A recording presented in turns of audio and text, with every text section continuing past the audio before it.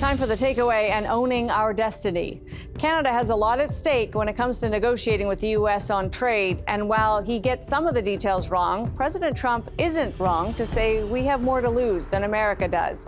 But that's thanks to decades of work developing industries based on a premise that may no longer be true, namely that North American economies could be more integrated and that we would benefit mutually from economies of scale.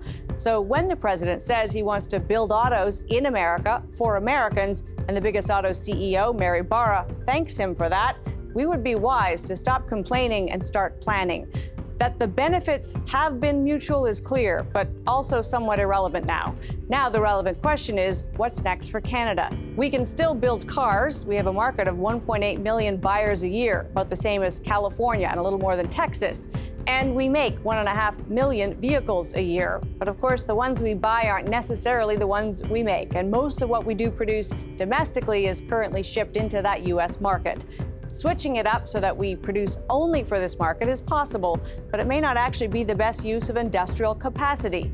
Instead, Canada should take the lesson from the Auto Pact and use it to its advantage, namely that it's entirely possible to create economic value through a sheer act of will, to double down on one industry in a way that creates parameters but lets the forces of a free market shape how it develops. The Auto Pact was so successful in this way that over time many have looked for other ways to integrate industry across North America. The new mindset will be slightly different, not necessarily a pan-American approach, but a resolutely domestic one. How we get there may be hard, especially for existing industry and incumbent workers, but that we get there is a matter of national urgency.